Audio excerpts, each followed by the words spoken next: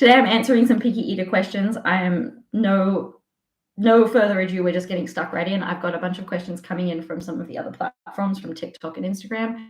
So I'm just going to go right ahead and start answering some. All right, so one of the questions was milk at bedtime. And I want you to be thinking about this as when your child is over 12 months old, milk is now a food and treated as a food, which means that you give it at a meal or a snack time. So if you're giving your baby or child milk right before bed, you're actually giving them a bedtime snack. And I have a video specifically on YouTube about mealtime schedules and whether or not you need to give your child a bedtime snack. Most of the time, the answer is actually no. And it really depends on what your schedule is like. So when we work together, either in a small coaching group or one-on-ones, we troubleshoot your schedule first because it's one of the most important structural components of your meal times and your day. And once we've got that sorted out, that's when we figure out whether or not you need a bedtime snack. If you're on Instagram and you have questions, can you please put them into the question box? It's the little, it's a circle with a question mark. That way I don't have to scroll back up to keep looking because I sometimes will miss them. So the question here about 2.5-year-old, how much milk is too much with soy milk? Same thing. For children over 12 months old or babies over 12 months old, the recommendation is 16 ounces at a max, which is 450 mils approximately. Okay, so for the constipation, we have the rule of threes. And I shared this with a client recently. It was the mum and the dad on the phone, and it was, what I loved about it was his reaction. So the rule of threes: no more than 3 minutes on the toilet, no more than 3 poops a day, no more than 3 days between a poop. If your child is having pain, that likely means that they're constipated. Some people's normal is potentially 2 poops a day, and that's fine. But when you're kind of straying outside that rule of threes, that's when there could be an issue. One of the things actually that I would recommend that can be really great for all kids because it incorporates the practice of yoga is doing full wind pose and half wind pose and showing your child what those are, doing it with them. And if they have a stomach ache, you can tell them, why don't you go sit in wind pose for a few minutes? Because this promotes mindfulness, for one thing, which I'm a big fan of for adults and children. But it can actually help if there's bloating or gas. It can help move the gas down. That's why it's called wind pose, for farts and poops. Anyway. All right. Tried the dessert giving with dinner. Game changer, by the way. Yay! Yes, I need to find you on all the socials. Kristen, if you're still here, you can find me. You can actually message now on TikTok. Sorry, I'm getting messages on my actual phone. You can message now on TikTok, which you certainly can do. It's ideal if you can message me on Instagram, but if not, you can message me on Facebook or TikTok as well. 1 kid is 2, 1 is 3.5. It's bedtime comfort 45 minutes after dinner. Got it. So that's pretty specific. And I would have more questions to ask you because I know, like with some of the clients that I've worked with in the past, removing that has been a no-no. So because that's time that mum really wanted with her kids and they were still quite young. So we would need to come up with a plan specific to your situation. And it's a little hard. It's impossible to do it through this medium. However, if we were to work together, either in a group or one-on-one, I'd be able to absolutely help you with that because there are so many other things that it depends on. I'm not coming into your life to like turn your life upside down and like take things out unless you're comfortable with it.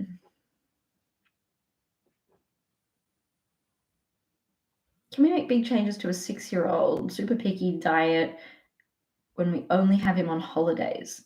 Well, yes, because children do understand differences between homes. I'm going to go it's still very much on topic, but I want to give you a real life example from my own life that at the moment I left my marriage earlier this year.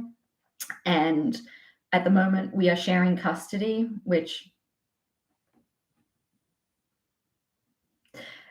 anybody who is going through this may know if you are splitting with someone who is non-amicable, and certain types of people, they will literally do everything the opposite of how you used to do it and what they want you to do. So I'll give you an example. as neutrally as I can. When I picked up my kids on the weekend, they had told me they had had McDonald's and ice cream for lunch, and they had not had a proper afternoon snack, and they hadn't had a proper dinner the night before. It wasn't properly balanced from what they told me anyway. So I know that when they come to me, the way I feed them now is different from how I used to feed them when we all lived together, because I only have control over the time that I have them.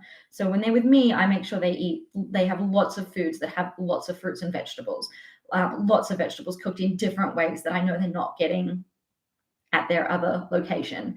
And the dialogue we have around meal times, again, I can control that. And I have worked with a number of single parents or parents, step parents. And this is tricky. I'm not going to lie. Like, I know this from my own life. It's tricky.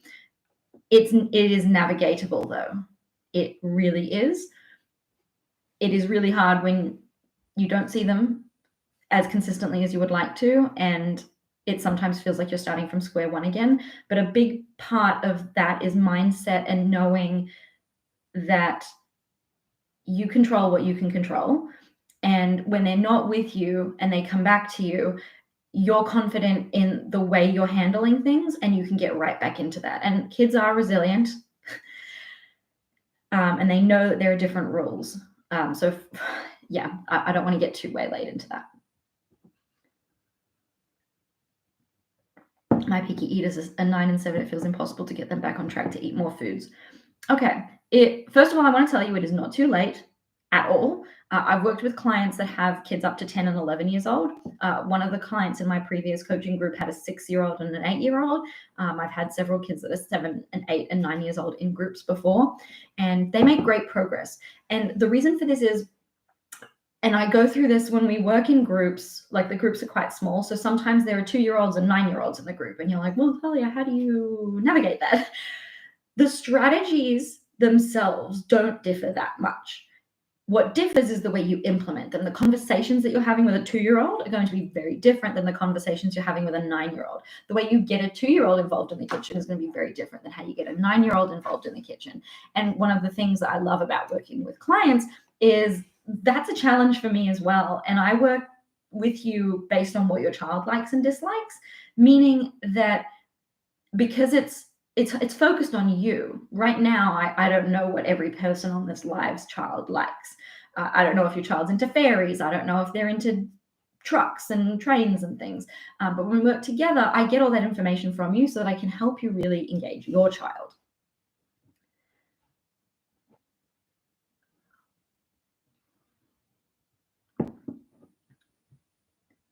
My 14-month-old has started throwing food on the floor and not eating. Is there something I can do? Yes. I have a food throwing playlist on my YouTube channel, which is Family Snack Nutritionist. If you go there, and there's 3 different videos in the food throwing tutorial playlist that will give you all the answers that you need, because yes, you absolutely can get past this. I've worked specifically with one-on-one clients to get through issues similar to this. And I created that playlist probably 2 years ago now, because I know so many parents struggle with it. Hi, Angela, the pediatric SLP. Yay. I've been trying to shift milk from bedtime to right after dinner to make it more like dessert instead. To make it more like dessert instead. Do you know that I recommend that you put dessert on the plate with the rest of the food? And you're gonna, like, I don't actually mean you're gonna pour the milk on the plate, but what I'm getting at is that you serve it with dinner. All right, I'm going over to Instagram to answer some questions. Oh goodness, you're getting all my notifications today. What if your child only wants to sit down and eat with the iPad? Yep. Similar to the way that we remove milk or milk in bottles from children, we do the same thing in group. Usually there's 2 or 3 parents out of the 7 or 8 in the group that have the same issue. Their child is using the iPad or watching cartoons or needs some sort of a distraction to eat. And within the first 2 weeks, we remove that. Thank you for the roses. The way we do that is, again, similar to how we do it with the milk. It's based on talking to the child, setting them up to be successful, and not setting up battles between the two of you, because if you just do it cold turkey, everybody's going to fail. It's going to be very difficult and unnecessarily difficult. My Mealtimes Without Meltdowns course, by the way, has a whole section about distractions like watching TV. How do you encourage a 3-year-old to keep eating even when older sister 6 is done and announced at the table every single time he does everything his older sister does? Yes, that's hard. Trying to think of a very quick tip and tool I can give for you. Does the older sister eat really quickly? Would be a question, because perhaps helping her slow down and reminding her to chew her food could help. Engaging her in conversation to help her stay at the table might be helpful. So even though she's finished, maybe you can say, hey, instead of running off, why don't you tell us about X, Y, and Z? Or what's your favorite thing that you're looking forward to doing tonight or tomorrow? What was the best part of your day today? Maybe make that into more of a conversation so that she stays at the table a bit longer.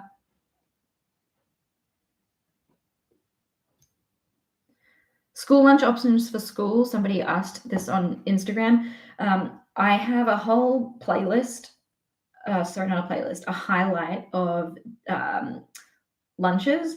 And I've been doing this more so. I actually should. I post them a lot in my stories, but I haven't saved them to a highlight. I do have a section over on TikTok, if you're on TikTok, a playlist about that.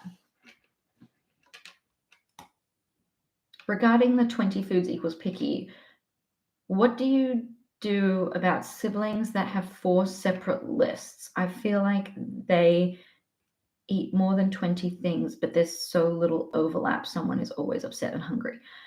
Okay, Becky, I worked with a client a few months ago that had 4 children, and each one was a different level of pickiness. And they all had, like, when we started working together, or when we worked together, I ask you for a list of reliable foods because it's important for me to have, and also it keeps track of our progress.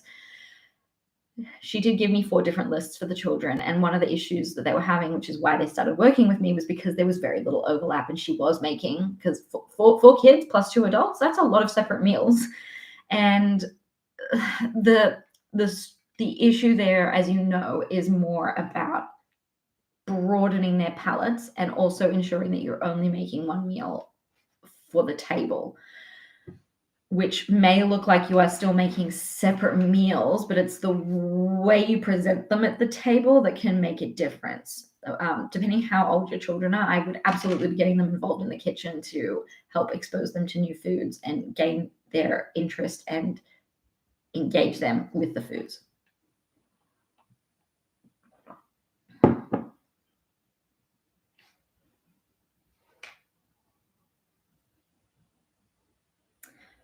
How do I help encourage a child to eat meals versus snacks only when offering meals they have enjoyed in the past?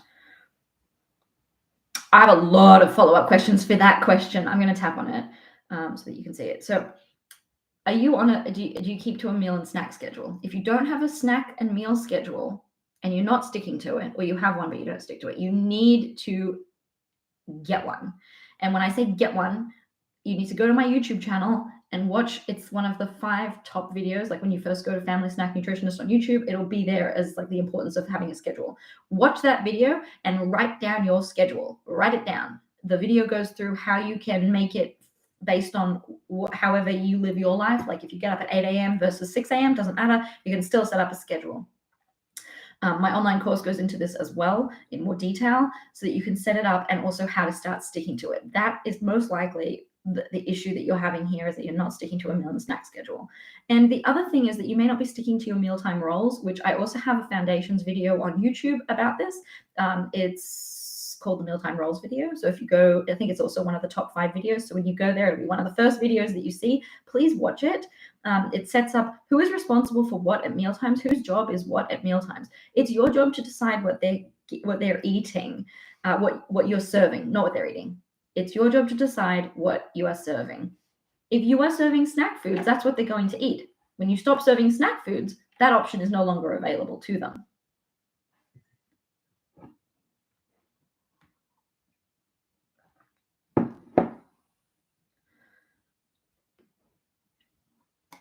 All right, I'm going to hop back over to TikTok for a sec. And I've seen some questions coming in over here. We have such a hard time incorporating veggies with our picky eater.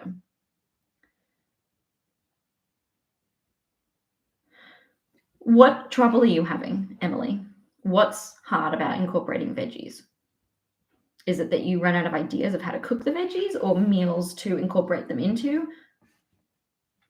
Be as specific as possible. Let's see here.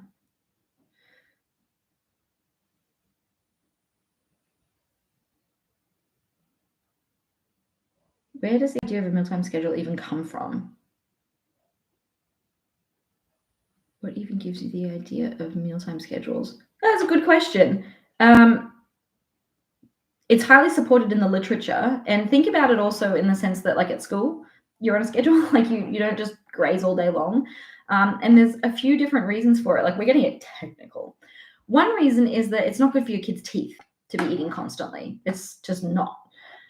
So that's one thing. But the second thing is, from a nutrition and like dietitian perspective, we want our children to know what it feels like to have an appetite and what it feels like to quench that appetite by eating and satiating themselves.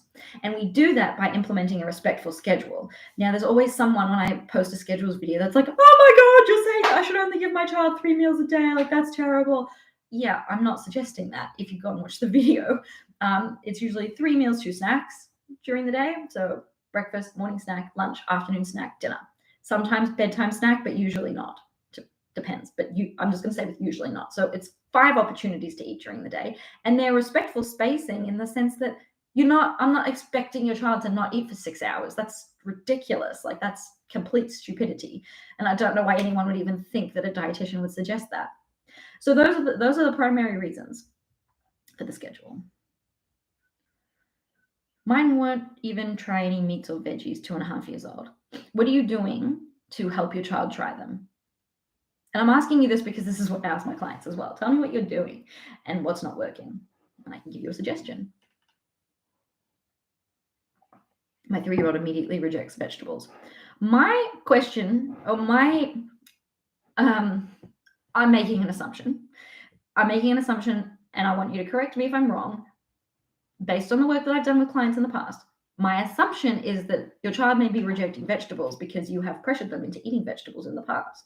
Or perhaps you have talked vegetables up, like vegetables are very healthy. We need to eat our vegetables. They're important to help us grow and that type of thing. Tell me if I'm wrong or if I'm right. Not about being right or wrong, but tell me if I'm close. I do cite foods I offer them most meals. I'm not sure what you mean. How do I help my texture picky kid try new things? What kind of textures are we talking about that they don't gravitate towards? Did you notice that I didn't say like? I said gravitate towards. Because the thing is, if your child, okay, I'm going to give you an example from one of my actual clients. I'm working with a mum right now who has a 7-year-old and a 4-year-old. And when we started, she didn't eat any meats. And this was a big issue. This was one of the reasons that they started working with me, because they eat a fair amount of chicken and they eat some beef and like some fish and whatever. But like the 7-year-old wouldn't eat any of those things. She would rarely eat chicken. She would rarely touch chicken. She would pretty much never eat meat. She might chew it and spit it out. And now we're about 5 months down the track working one-on-one. But we started to have a lot of success after about month 2, where she's now eating beef, steak, she's eaten meatballs, she's eating chicken regularly, and she's tried and regularly eats 4 different kinds of fish or seafood, which is huge. Like, that's huge. And so the way we did that, and some of it was a textural thing. So the way we did that is by working on what texture she already likes or prefers. We then introduced the challenge foods with those textures. Not at all. She used to eat veggies before, and after she started school, nothing. Okay, so I'm not close. There's no, okay. Because often there's talk of like veggies are healthy and this, that, and the other thing. So if you're watching and you're somebody who does that, one of the ways that you can instantly make a change is by stopping that talk.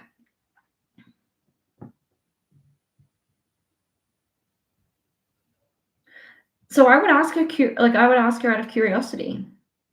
Do you think something's happened at school that's making her not want to eat vegetables? Maybe ask her, hey, tell her a memory of when she devoured a whole carrot as a baby. She ate an entire steamed carrot.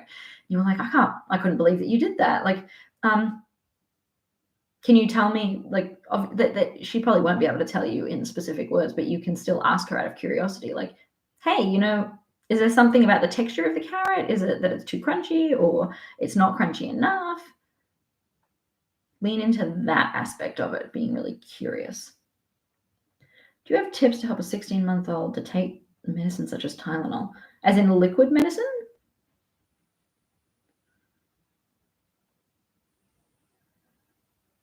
What is enough? He also doesn't touch gooey textures. Cheese. Oh, hang on. I've seen a few of your messages. Let me go and have a look. How do I help? Oh, the texture picky eater, cheese, pasta, anything with sauce. Gooey textures, for example. So you've got to work up to it slowly. You've absolutely got to work up to it slowly. It depends how old your child is as well, how you're going to do this. For older children, it takes longer because this has been an issue for them for a longer period of time. Whereas if you start early, which is totally what I recommend,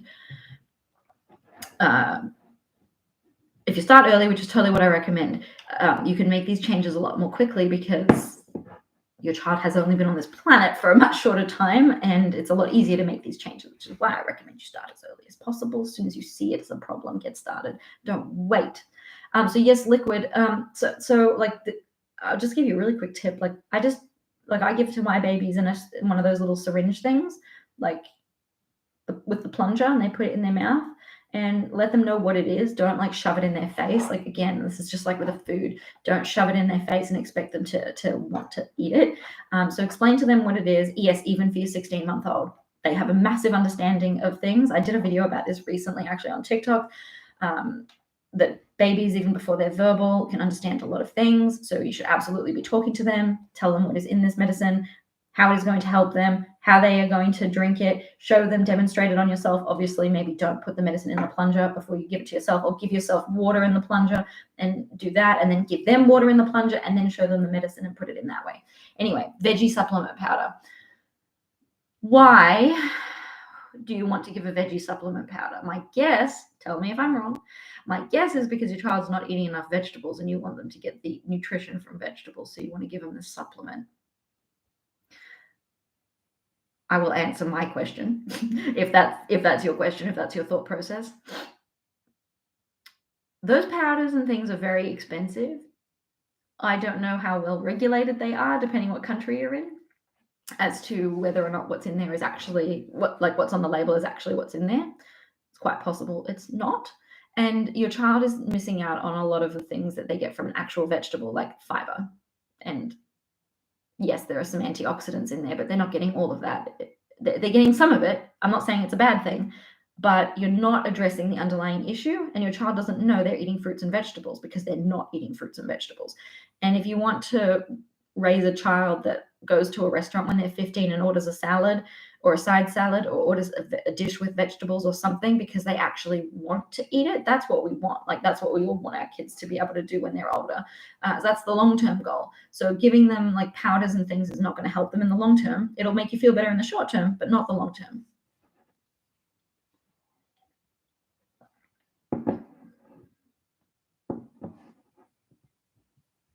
I love the idea of letting him push the plunger for the syringe on his own back to the Tylenol thing. Yep. I sometimes still give my 6-year-old her medicine in one of those plungers because it's so easy to measure it out, and she loves to suck it down afterwards, and then I fill it up with water and I plunge her with water afterwards to wash it down. So Angelique, he won't eat any vegetables. So yes, exactly. So we need to work on the underlying issue, which is that he's not eating the vegetables, which takes time. It does. How old is your child? How come some doctors don't believe in ARFID? My doctor states he will not starve. Because some doctors, I caught myself before I said what I actually was thinking about saying. Some doctors are highly conventional.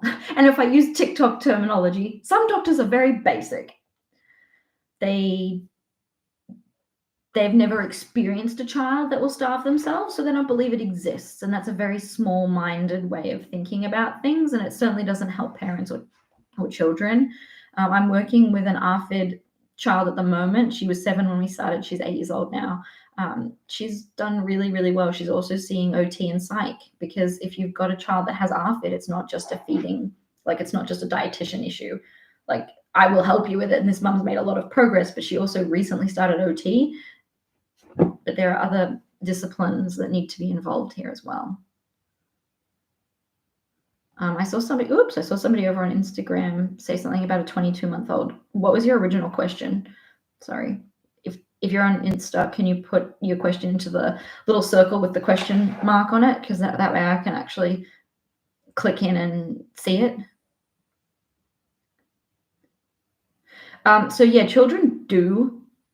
certain children, it says no healthy child will self-starve, but a child that has an eating disorder like ARFID is not a normal, typical healthy child. There's no two ways about it. It's a mental thing. It's a diagnosed eating disorder. So some children will starve, and I've worked with children that will legitimately not eat.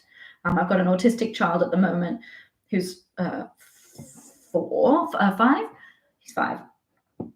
And he will sometimes not eat for hours, like many hours. And he doesn't have ARFID, but children that are neurodivergent, 3 out of 4 of them will have trouble with food and eating. That's a problem. That's a really big thing. And if doctors don't believe that, well, find another doctor is what I would suggest. I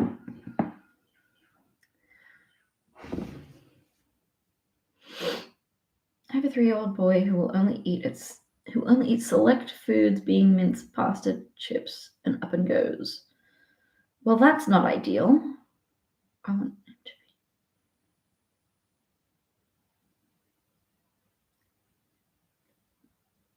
I'd really recommend switching doctors. If your doctor is not supporting you, switch to a different doctor who understands that feeding issues are a real thing. I'm the one with the 22-month-old. Hi. I'm all in everything you teach and use all your tips, but currently living with in-laws and they make it very difficult. Any tips there? Yes, with the 22-month-old. Hi. I cannot believe you are giving chocolate at dinner. Don't eat too much. Eat more chicken. Okay, I'm laughing because I really feel you here. I could tell you some really funny stories about eating with my in-laws, but I won't. I shouldn't do that. Does anybody else have this problem? Double tap and send me a heart if you've got this problem as well. First of all, how long are you planning? How long are you living with your in-laws? If this is a short-term thing, try not to get too worried about it. If it's a long-term thing, because I do have clients that are traveling at the moment, and I've got a few that have lived with their in-laws for a while. Yeah, you feel me. It can be a struggle. It can be helpful. Since we're talking about basic pediatricians who don't understand ARFID and all of that, what can be really helpful with parents, and like, again, 3 months. Okay, so that's like, you've got an end. It's coming. It will be happening soon. What I suggest, and it really depends on what your in-laws are like, because I don't know your in-laws. I only know my experience, which is not going to be helpful. So what I might suggest is talk to the in-laws and have your spouse there to support you, and maybe they do the talking, but to explain, hey, like, point out why this is going to make them uncomfortable. Hey, I know that we've been doing some very strange things, or they seem strange at dinner time. They're very unconventional, that we're putting his chocolate on his plate as well. That seems very, very odd. And I know that. And maybe even ask them, like, what feels odd about it? Like, let them talk. Like, let them get it all out. Let them tell you all the things. Well, they should be eating this first, and they should be eating that first. And then you can say, well, you know what? That you're right. That's exactly how we were raised. However, like, there's new research that supports that this type of feeding can be very beneficial for the child, because it and then list all the things and say like, I know, and remind them constantly, like, I know this is very unconventional and this does feel very odd, and it is very odd. You can say like, this is new to me too, but we're giving it a try and we're having really great results. And then ask them to be on board with you. Like, we would love for you to support us in doing this by doing X, Y, and Z. So for example, like with the commenting, we trust Billy that he is the only one who knows when he's full. Just like, point to your father-in-law, just like you would not like your wife, whoever, the grandma, to tell you, you haven't eaten enough, or that's not enough chicken for you. You wouldn't like it if somebody else told you those things, because you're the only one who knows.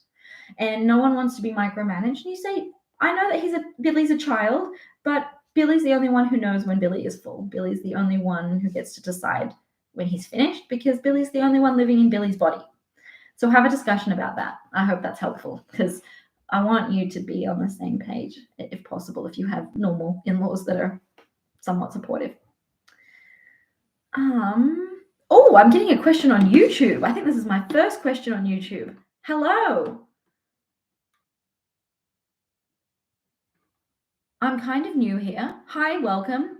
What's the best way to change eating habits when you feel you've lost control? I have a 3 and a 6-year-old, and they eat too much sugar and not enough vegetables. Love it. What a great question. Can you suggest a few good lunch options for a 4-year-old to take to school? Yes. Go to my TikTok. You don't have to be on TikTok, I don't think, to watch the playlists that I have on TikTok.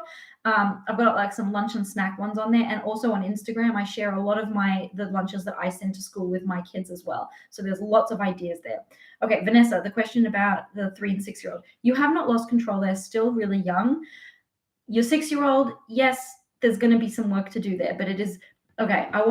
First of all, I want you to reframe your mindset about too much sugar. Somebody commented a long comment on one of my Instagram posts, which I'm not responding to because I'm not getting into a debate about sugar. But instead of thinking about sugar, think about the foods that contain sugar, and don't think of it as sugar.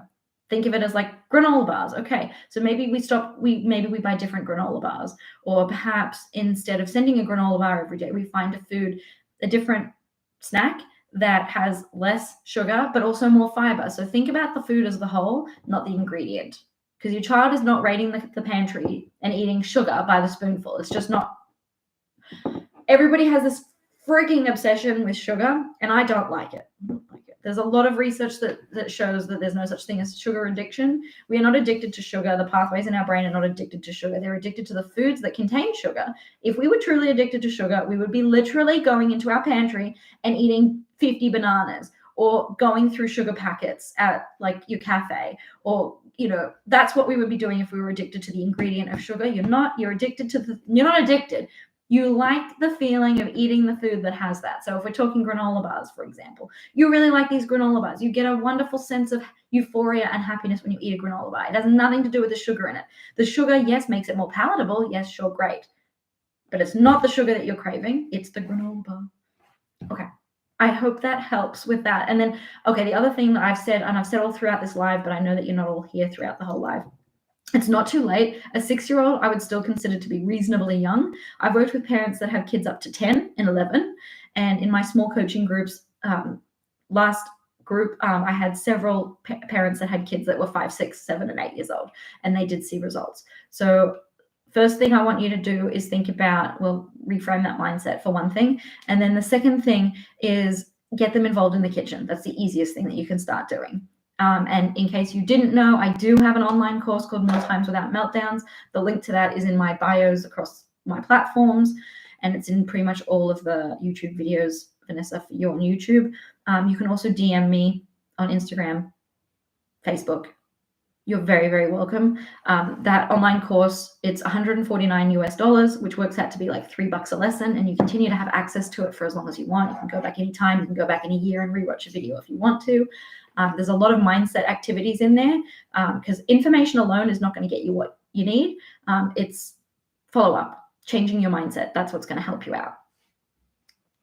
So if you happen to go there and have a look and you have a question, come back. I'll still be live for a little bit longer. Okay. All right, I'm scrolling right down here. Questions. 2-year-old is picky at home, but has some safe foods at daycare and refuses to eat it all. So he's refusing to eat at daycare, or he's eating different foods at daycare? I often hear that they eat more foods at daycare, but tell me, I'm not sure I'm interpreting your question correctly. My stepmother-in-law makes her son eat until he cries, and it's very sad to be around. I have to leave. Can I tell you that I had a very similar experience with my ex-in-laws, with their my niece and nephew?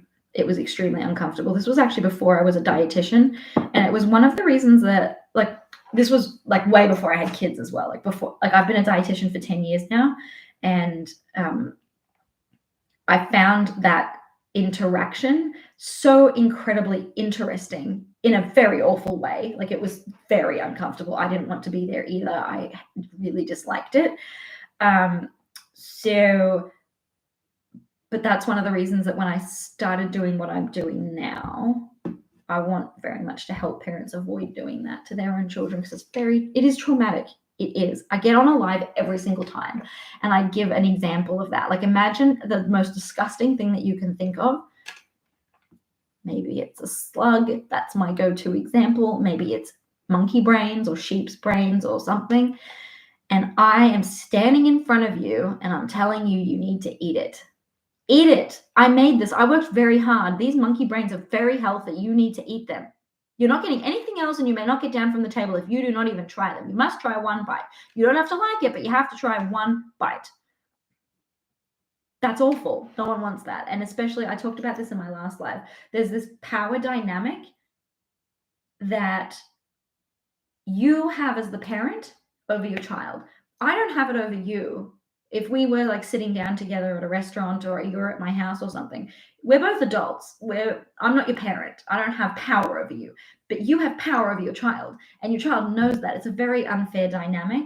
And when you are forcing your child to eat something, it's very, very uncomfortable, and it really can be traumatic.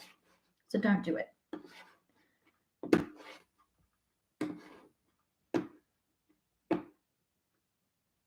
MCOs, I don't have 21 million views. Oh, no, I don't think so. I think you're telling me a story. Maybe you're looking at somebody else's TikTok. Okay. When I was a child, I did actually eat the sugar straight out. You did? No. You're the first person who's ever said that to me. Refuses to eat any lunch at daycare. I wonder, you may want to have a discussion with your daycare as to if they're pressuring your child, because it's quite possible that they are, and that I've heard this with my own one-on-one clients, that they've told me, and sometimes it's with a sibling that we're not, like, we might be working on sibling who's 4, but then they've got a 2-year-old who's going to daycare, and all of a sudden they've stopped eating certain things at home because they're getting pressured at school. So please talk to your daycare provider and find out what's going on at mealtimes. All right, hang on. I saw a bunch of questions come in Instagram, or a question. We follow Ellen Satter's division of responsibility at mealtimes. They're fun and peaceful, but our 2-year-old never touches vegetables. I still serve them, but please tell me he won't avoid forever. I can't tell you he's not going to do it forever. What I can tell you is that, so Ellen Satter and my approach, they're very similar. My mealtime rolls incorporates the order of the food given, which is putting dessert at the same time as the meal. Ellen Satter only recommends 1 serving of dessert. I disagree with that, because it is still putting dessert on a pedestal, because we are still restricting dessert. Oh, you can have 1 dessert. Like, it's like saying you can have 1 cookie. How often do you go back for another cookie? I do often. And actually, interestingly, the other day I made a chocolate tofu mousse with my girls, and it was delicious. We had made it a couple of weeks ago, and it was amazing. The best one the best recipe I've found, and everybody loved it. And I ate mine. I started eating mine first. I didn't eat the whole thing, but who cares? It's my meal. I can eat the whole thing if I want to, and then I'll go back and eat my savory food when I'm bloody well ready. No, ain't no one going to tell me that I can't do that. And ain't no one going to tell your child that they can't do that. Okay, so that's there's a difference there with Ellen Satter and my approach. They're slightly different. If you're not familiar with the mealtime rolls, which is my approach, I do have a video on YouTube. It's one of my top 5 videos. So when you go to Family Snack Nutritionist on YouTube, you will see the top 5 videos, and it'll be one of those ones. It says mealtime rolls in the title. You cannot miss it. Go and watch it. And of course, there's more about this in the Mealtimes Without Meltdowns course that I have. Now, back to your question. What was your question? I get easily distracted. Oh, Ellen Satter, avoiding the vegetables. So what I was going to say was, it's great that your meal times are not, what's it called? Not stressful and not pressuring. That's great. However, this is where I see my clients get stuck. Like when we start in group coaching, I always ask this question because it's really, I get very interesting answers.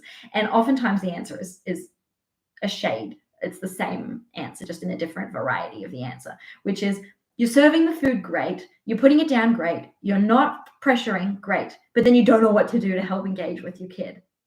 And that's where the parents are like, yeah, that's me. I don't know what to do after that. So putting all the food down is great. Like the division of responsibility is great. The mealtime rolls are great. But if you stop there, you are missing a lot of opportunities to engage with your child.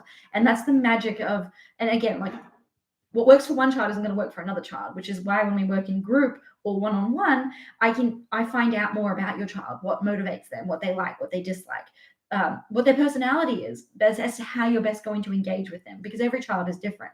I can give you a strategy that worked really well for my client's 7-year-old, but it's not going to work for your child because your child is not that 7-year-old. They have different interests. So you've got to find what drives your child, what's interesting to them. But if you just leave the food on the table and they don't want it, yeah, of course they're most likely not going to go to it. You've got to take it that step further, and that's what I help you with. So yeah, there's a lot of information out there. You can watch my TikTok videos and Instagram videos and YouTube videos, but what you're not going to get from that is my individual support for your child and that accountability. Because when we work together in group, you show up to the weekly call. We go through some information. I go through some strategies with you. I troubleshoot it based on the ages of the children in the group and based on what I know, because the group is small. So I get to know, the parents in the group and all of that. And then we do like question and answers and like, what concerns do you have for the week, etc. And then between the calls, like everyone gets off the call, they're super motivated. They've got their homework. I assign homework in the group. You're going to go home and do your homework. Well, you're already at home, but you're going to go do your homework with your kid. But then we have a group chat. And in the group chat, I expect to hear from everybody in the group. How did your homework go? What questions do you have? What went well and what didn't go well? Because when we get back on the next call, we're moving on to the next thing. So I don't want to get questions from you. Oh yeah, I tried to do that thing that you told us to do last week, but I didn't do it. And like, oh, I tried and it didn't work. We're already moving on in the next week. So we use the chat to move you forward. You can post in there every day if you want to. I check it every other day. That's the frequency that I check it. And I will give you troubleshooting. Oh, okay, so it didn't go according to plan. Actually, what happened was not a bad thing, and here's how you can use it to continue the conversation with your child. That's really, really, really important. Even if you have a fail, it's actually not a fail. It's an opportunity. And oftentimes both with group and with my one-on-ones, I will leave you a voice note because, one, it's a lot to type up, and you also lose the tone of how you have the conversation. So that's what I do in the group. Okay. You're very, very welcome. I'm glad you found it helpful. All right. Thank you for sending whatever that was. I saw something pop up across the top. Win or learn 21 million. Maybe it is. I don't know. Thank you for telling me. MC Oz. Okay. 3-year-old is losing her safe food. She won't even eat cheese or pizza or plain pasta anymore. That's scary. Hang on. I just want to see if there was more to that question. Refuses to eat lunch at daycare. Okay, we talked about that. 3-year-old is losing her safe foods. Okay. Here's what you can do right now. Write down a list of how many foods she eats. If it's under 20 or close to 20, that's a red flag. And I'm telling you this because knowledge is power. If you think this is normal and it's not, you are missing out on the opportunity for early intervention or getting help when you really need it.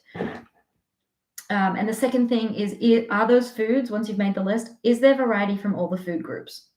If the answer is no, that's another red flag. If your child is not eating meat or meat alternative, that's a problem.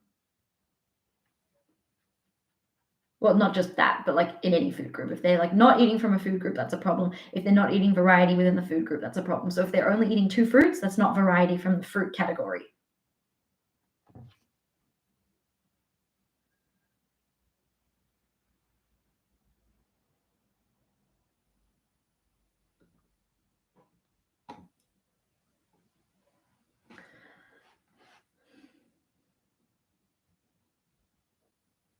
Yay, I'm glad you're using the tips. Like, that's great. My tea's getting cold. How can I help her to eat other foods? Did I miss the beginning of your question? You're welcome. So if you've just joined, because I'm going to be wrapping up soon, because I think I've been live for like close to an hour. You need wrap up basics. You need a mealtime schedule, first thing. If you don't have one or you're not sticking to it consistently, you can go to my YouTube channel. It's one of the top 5 videos. It'll be there. It's Family Snack Nutritionist on YouTube. Of course, all of these principles are covered in much more detail in my online course, Mealtimes Without Meltdowns, and the link for that is in my bio. Okay, schedules is the first thing. The second thing is, are you pressuring your child to eat at meals? If so, you need to stop. And the course will help you with that, because there's a lot of exercises in there that will help you reflect on what's going on at mealtime so that you can take a step back. It's often really difficult when you're in the day-to-day of stress and anxiety that your child is not eating enough fruits and vegetables to even think about what you are actually doing and saying at mealtime. So that's the second step. Third is mealtime roles. If you don't know what the mealtime roles are, go to my YouTube channel. It's one of the top 5 videos as well. It's the one that says mealtime roles in the title. Watch that video and start following your mealtime roles. It will make a huge difference to you and your child, that you will be much less stressed out and less micromanaging them. You both need your own spaces of autonomy at mealtimes. You have your jobs, your roles, they have theirs. Stick to them. And then if you're still having issues, reach out to me. You may need more help. And I'm telling you, I want to tell you a story about one of my clients who was in my group. So my group is 8 weeks. It's a very intense group. 8 weeks, call every week. It's very highly intensive. At the end of the group, many of the parents are like, okay, I'm like, good. I'm ready to like take the tips and continue going, which is awesome. Ultimately, I want to see every parent that I work with go off on their own and continue to implement. But I have some group clients that want to continue working with me, which is also really great. Some of them feel like they're failing though. You're not failing. And this is the example I gave last time, and I'm going to give it again because I think it'll work. I think it works. And that is, if you followed me for a long time, you know that I started Family Snack Nutritionist when my second baby was 6 months old. I had been diagnosed with postpartum depression and anxiety. I was also in a really shitty marriage. Anyway, I didn't know that what I was experiencing was postpartum depression and anxiety because I probably had it with my first baby too. I thought I was experiencing normal things that happen to you postpartum. That's why I want to tell you what the red flags are, so that you know if this is not normal, because you have power when you know something needs changing, when you need more help. And so the example I'll give you, like for my mental health, right? I still take medication, but I'm no longer depressed. I don't have anxiety, although according to the professionals, I don't anyway. So what I'm saying is I still see a psychologist and I find it extremely helpful. Am I failing? No. Just like if you're a parent and you're struggling with mealtimes, you're not failing.